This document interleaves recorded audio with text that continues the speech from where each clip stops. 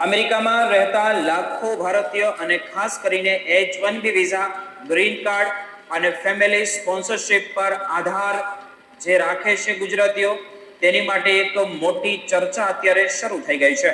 કારણ કે હવે અમેરિકાની ઇમિગ્રેશન સિસ્ટમમાં મોટા ફેરફારો લાવવાના નવા પ્રસ્તાવ સામે આવ્યા છે.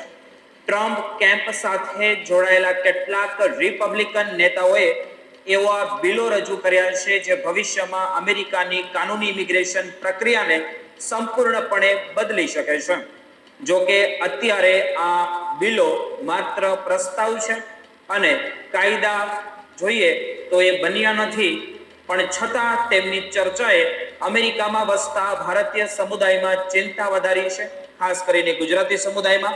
સૌથી પહેલા આપણે વાત કરીએ તો અમેરિકન ફર્સ્ટ ઇમિગ્રેશન એક્ટની, તો આ બિલનો મુખ્ય હેતુ અમેરિકાની ઇમિગ્રેશન સિસ્ટમને મેરિટ બેઝ સિસ્ટમ તરફ લઈ જવાનો છે. એટલે કે ભવિષ્યમાં માત્ર પરિવારના આધારે ઇમિગ્રેશનને ઓછું મહત્વ આપવામાં આવી શકે છે.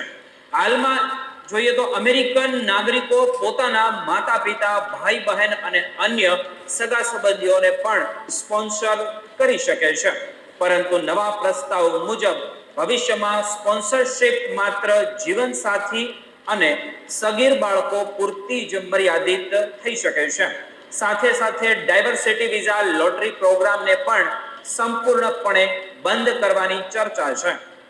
નવા પ્રસ્તાવ મુજબ હવે એવા ઇમિગ્રન્ટ્સને પ્રાથમિકતા મળી શકે છે જેમની પાસે ઉચ્ચ શૈક્ષણિક લાયકાત હોય, અંગ્રેજી ભાષા પર મજબૂત પકડ હોય, હાઈ પેકેજ જોબ ઓફર હોય અથવા તો અસાધારણ સિદ્ધિઓ તેમની પાસે હોય.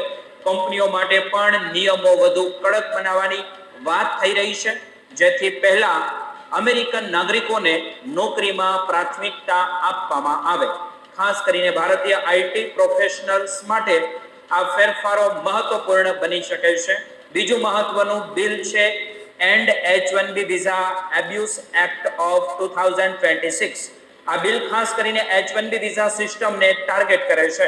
તેમાં દર વર્ષે આપવામાં આવતા H-1B વિઝાની સંખ્યામાં 65,000 થી ઘટીને માત્ર 25,000 કરવાની વાત છે. અને સાથે સાથે H-1B માટે લઘુત્તમ પગારની મર્યાદા વધારીને $1,00,000 સુધી લઈ જવાનો પણ પ્રસ્તાવ છે. સૌથી ચોંકાવનારી વાત તો એ છે કે નવા H-1B વિઝા ઇસ્યુ કરવા પર 3 વર્ષ માટે વિરામ મૂકવાની ચર્ચા પણ ચાલી રહી છે.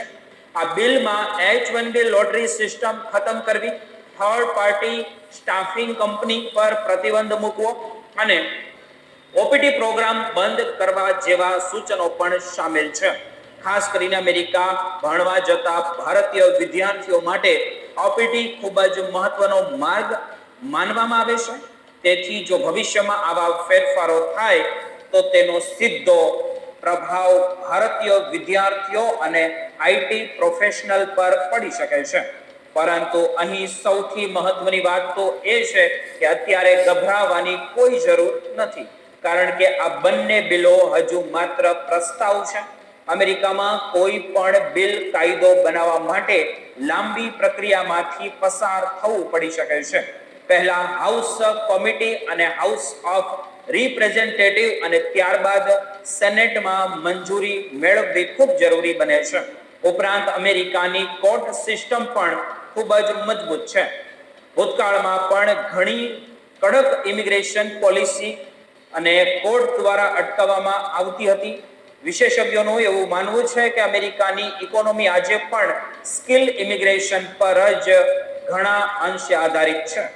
મિત્રો, ખાસ કરીને ભારતીય ટેક પ્રોફેશનલ પર તેની ભવિષ્યમાં શું ફેરફાર અને અસર થશે તે અંગે હજુ સ્પષ્ટ ન કંઈ કહી શકાય.